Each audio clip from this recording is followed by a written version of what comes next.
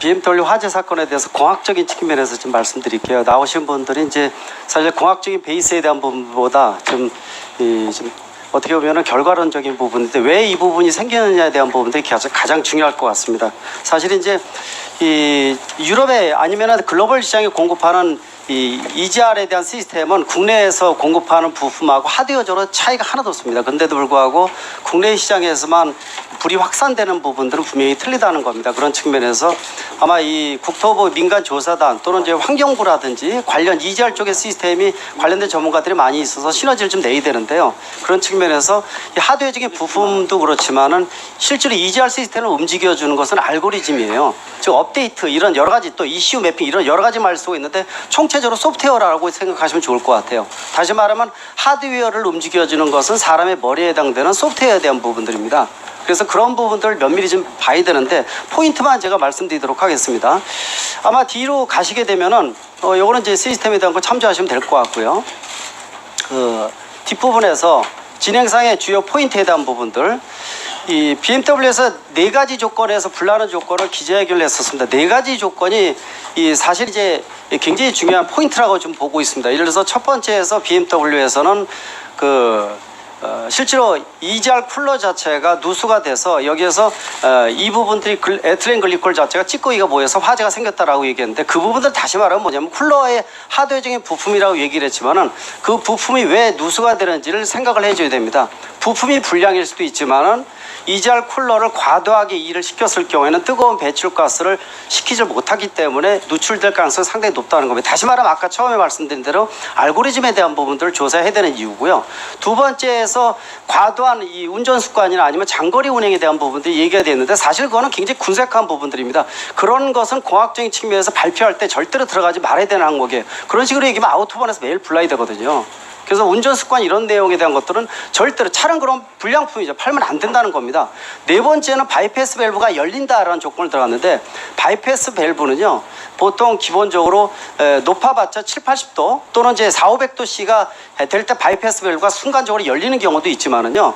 일반적으로는 75도, 80도 이하인 경우에 열리는 경우가 대부분이라는 거죠. 그러니까 기자회견에서 네 번째 조건 바이패스가 열렸다라는 얘기는 뜨거운 배출가스가 들어온다는 얘기인데 그거 자체는 우리 차가 결함이 있습니다라고 얘기해 주는 거하고 말이 똑같아요. 바이패스 밸브가 열려서 수백 도씨가 들어와서 쿨러 쪽으로 가야지 시켜주는데 그러다 보니까 이제 이런 부분에 4가지 기자회견에 대한 부분들이 앞뒤가 안 맞는 부분이 굉장히 많다는 거죠. 그리고 이제 뒷부분 보시겠지만 주요 포인트 중에서요.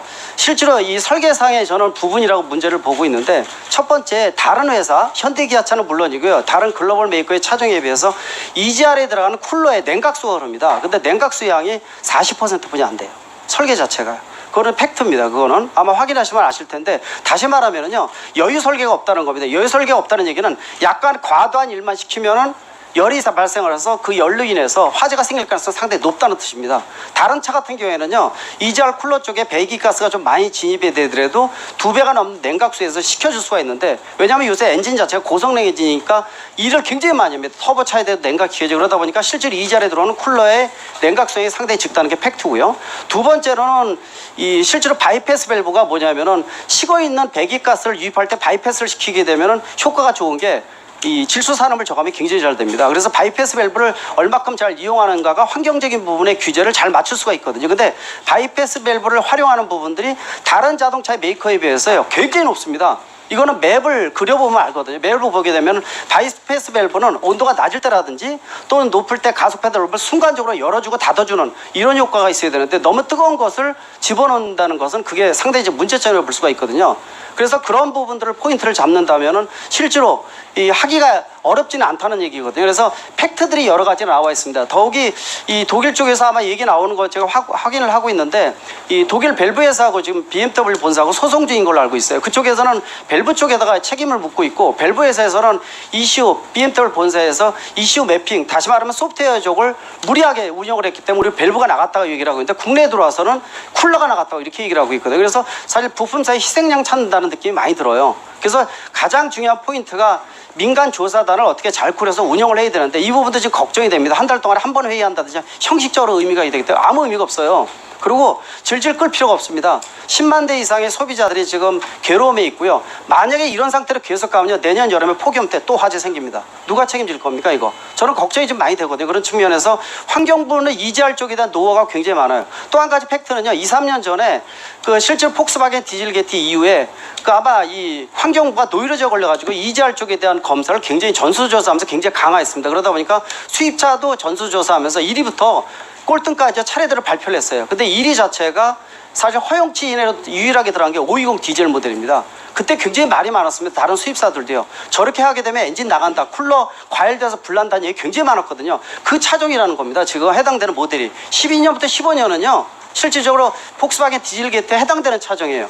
따라서 지금 말씀드린 팩트들 몇 가지 보시면 아실 거예요. 다시 말하면은 엔진에 대한 설계, 이지에 대한 쿨러 설계가 굉장히 과도하게 돼 있고 여유 설계가 없다 보니까 그걸 인정하기가 싫다는 느낌이 들어요. 본사에서 이거는 리콜 방법이 없는 겁니다. 이지알에 얘를 냉각수의 펌프를 강화시켜서 냉각수를 많이 집어넣는다든지 다시 만들어야 된다든지 해야 되는데 그림이 쉽지 않거든요. 또 소프트웨어를 예를 들어서 알고리즘을 쳐다보게 되면 알고리즘에 문제가 있다라면서 복원을 시키게 되면은 당연히 배기가스가 덜 들어오다 보면은 불이 안 나겠죠. 그러면 거꾸로 어떻게 됩니까? 자동차 관리법이나 대기환경 보조법에 어긋날 수가 있어요. 신고된 질소 산업을 저감하고 양이 틀리다는 얘기입니다. 이러지도 저러지도 못하는 부분이 생길 수 있다는 거죠. 굉장히 고민거리가 많아요. 그러다 보니까 지금 쿨러 쪽을 교체하고 있는데 사실 그래도 계속 불나고 있지 않습니까? 지금 긴급정보도 마찬가지고요. 그런 측면에서 보게 되면은 민간 조사단, 전문가, 환경부 먹고 전문가 다 모여야 되고요. 10개월 필요 없습니다. 제가 보기에는 2, 3개월 매달리고요. 지금 시장에 돌아다니는 차, 리콜 받은 거, 안 받은 차, 그 다음 리콜에 대한 것들 2012년, 16년까지 돼 있지만은 그 전 모델이 2009년부터도 의식의식 나는 거 3년치까지 비어 있어요. 같은 부분 들어갔거든요. 그러니까 전 모델 해서 몇 가지 모델을 실제로 팸스라는 장비에 얹어서 배출가스 보고 신고된 질소산화물 저감을 확인하게 보고 그 다음에 바이패스 밸브가 언제 열리는지 들어가는 냉각수량이 얼마큼 되는지 이 부분들 종합 이 스모킹건 나온다고 보고 있습니다. 그래야지만 그 증거를 가지고 독일 본사에 가서 따질 수가 있어요. 소프트웨어 자체는 우리 사람의 유전자 같은 게 너무 복잡해가지고요. 못 찾습니다. 그냥 가면 설명만 듣다 와요. 스모킹건을 우리가 찾아서 가서 증거를 내밀어야지만 그 부분에 업데이트를 프로그램 어떻게 했는지 그 확인한 게 바로 폭스바겐 디젤게트 미국에서 하는 방법입니다. 지금 아까 하변호사까지 얘기했지만은 미국이나 독일에다가 의뢰한다는 거 우리 창피한 얘기입니다. 공학적인 측면에서 우리나라 수준으로 볼 때는요. 시너지 효과 충분히 할 수가 있어요. 그래서 민간 조사단 21명 저도 안 들어갔지만은요. 그 21명 사실 형식적으로 구사하면 안 돼요. 실제로 한 달에 한 번 회의하고 의미가 없습니다. 10개월 끌 필요가 없어요. 전문가들 다 모이고요. 그리고 실질적으로 2, 3개월 전에 환경부에서도 5만 5천 대 리콜했지만 못 찾았잖아요. 그건 왜 그러냐? 환경부사에서 배출가스만 보는 거예요. 질소 산업만 보고 안전에 대한 부분을 안 보거든요. 또 국토부도 마찬가지입니다. 사전 모니터링 시스템이 없어요. 그러다 보니까 두 개의 부서가 관련서를 당시에 크로스 체크만 했어도 이거 화재에 대한 원인이 나올 수가 있었어요. 그러니까 그런 부분들이 산업부까지 역할이 나눠져 있다는 거죠. 그래서 사실